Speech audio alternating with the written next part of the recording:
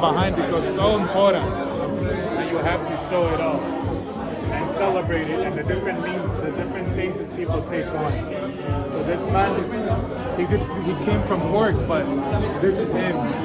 He just he just got back home. He just took his shoes off. So as soon as he gets to the door, it's just like relaxation. Exactly. So this is all like a celebration piece. And this reminds me of my dad because when he comes home from work, he finds peace by like working in the yard or just sitting and just chilling. Like exactly. I could that resonated for 100%. Like you see, he's sitting there, he's done for the day. I love it. Yeah, like you said, the contrast of everything is beautiful. Thank you.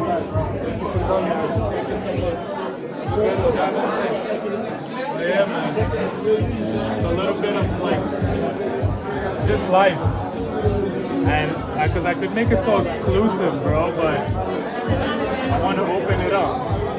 The conversation. So this was like a white woman, and I painted her over black. Because when you see in historical text, the black figures are always down here. So when you look at a big painting, the black people are always serving. And they're down here. But now, we're elevating them the same way I did with that one. I elevated it. So it's like a more celebration. This breathing room.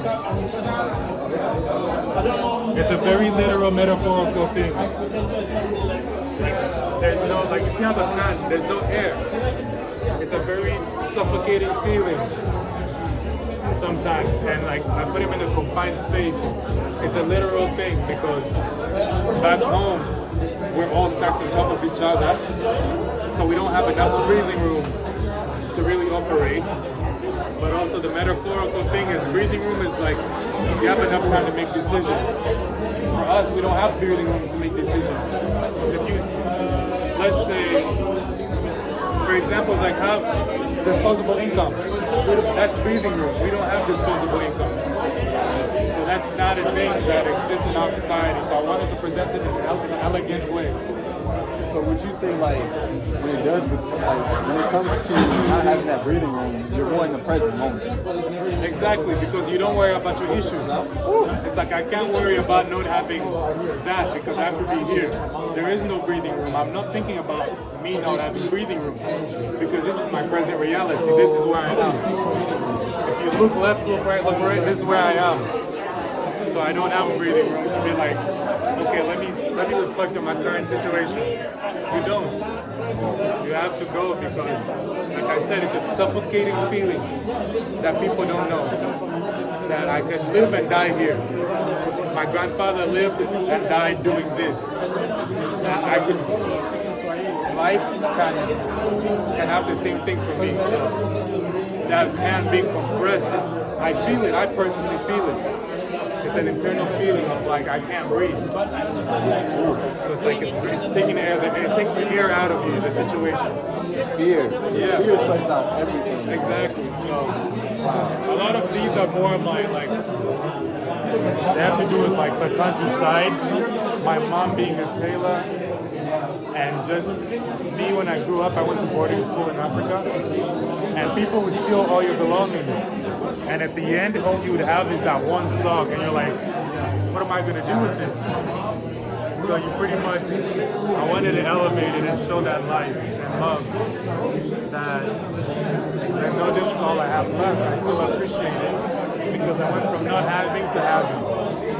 But I'd rather show more of what I didn't have because that's really who I am. I think about those times more than I think about my current state situation.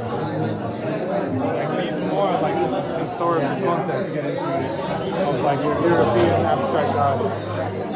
I found it weird how like African art, contemporary art, is not revered as much as the European abstract art like Braque, Picasso. So I wanted to do my own take on that. And just for the spirit of the arts. Show that also we're capable. We're also capable of doing that art. They were inspired by us. Yeah. I'm reading about that and I'm like, wow.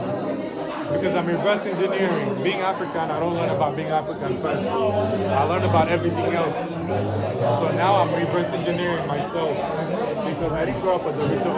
All of those are in, they're all of them in museums. British Museum, Germany. So we don't have an immediate connection to that heritage that we lost, that was stolen actually. So in my response to that is, here's what I think. That's what I call, that piece is called Here's What I Think. So here's what I think. I'm loving this. I love how everything is like, just, it's flowing. Yeah. So here's what I think is my response to the European abstract art movement that people didn't think Africans were capable of. Because it's always a European who's doing abstract something. Or doing some sort of expressionism. But here's African expressionism. And that's my first attempt at it. Can I get you like pointing at it and then like do what you did? Here's Like what I think. African expressionism in the 21st century, 2024.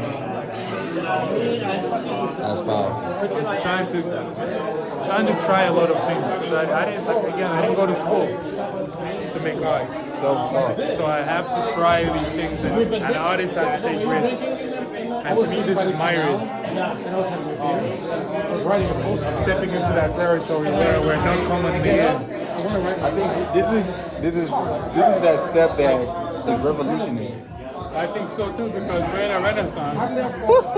Nothing is really sticking, but in 20 years, I feel like some of these things will define the times that people our age are going through. I don't look at it as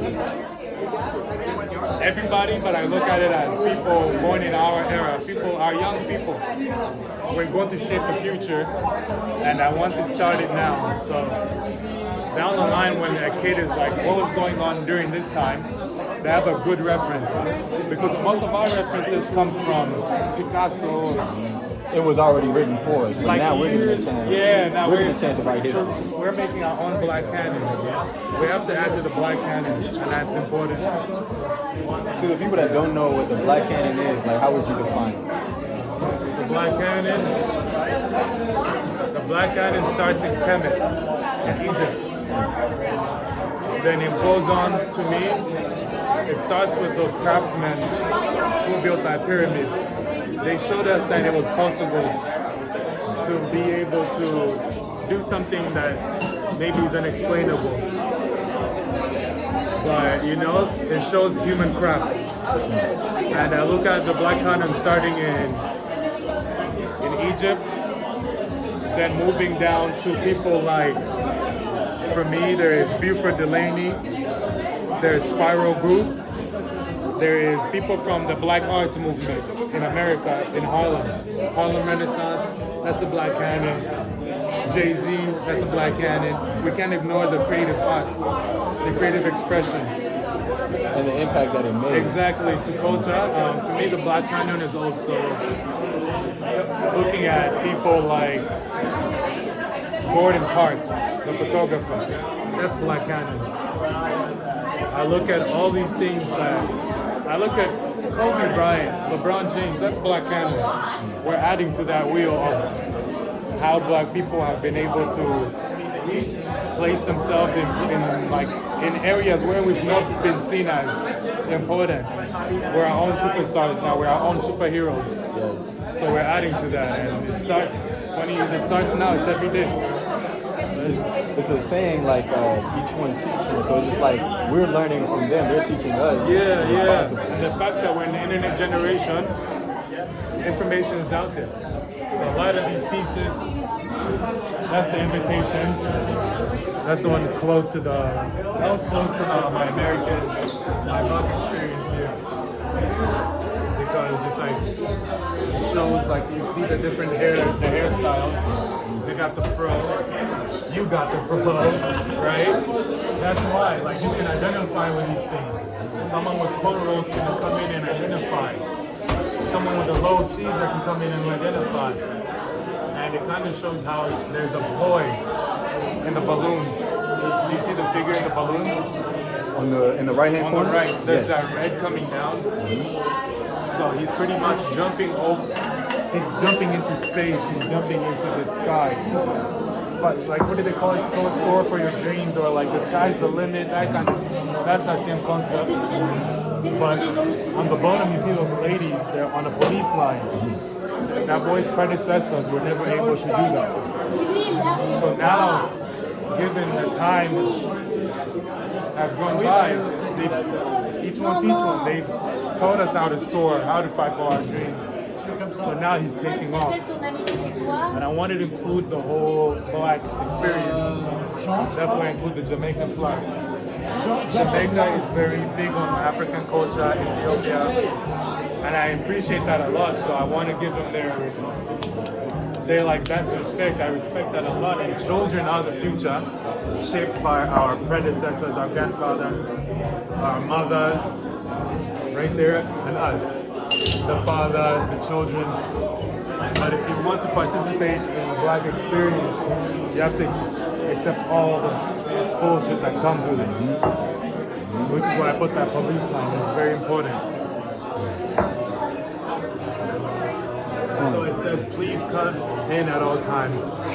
Free admission. Oh my goodness. So this is like I feel like this is going to be a piece that like you can see something new every time. Yeah, I hope so. I hope so. All your pieces, like in general, like you'll find something new every time you look at it. Yeah, I want the audience to come in close, so you can leave your own impression on it first. You have to come close, so you can leave your own impression, because before you make your own prejudgments, like this is what I've seen before. You've already left. You've interacted with it. So that chicken, that's more of a cultural symbol in where I'm from. When a man gets married in Africa, the bride's parents, they present him with a chicken. And another aspect of the chicken is on the Kenyan flag. That when they receive their independence, that chickens can't literally walk backwards. So they have that on there. That's another aspect of it. Don't know to look backwards, but just keep moving forward. So it's like a cultural thing, and also like a literal thing, not to go backwards because of that not to the colonial past. So that's on the Kenyan flag if you look closely. And then just passing through. That's a portrait I did of a figure just passing through these different aspects of life. And I wanted to, in Congo, there's people who dress up really dapper. So despite of all the bullshit in the world, they could be walking through a village but they look so fresh. So that's why I wanted to include that. Also the elevation of the black figure. I wanted to put him up there because that's what we used to be represented as classical painting. So instead of putting us down in servitude again, why not lift us up? One more time, you know? One time for the infinity. Yeah, man.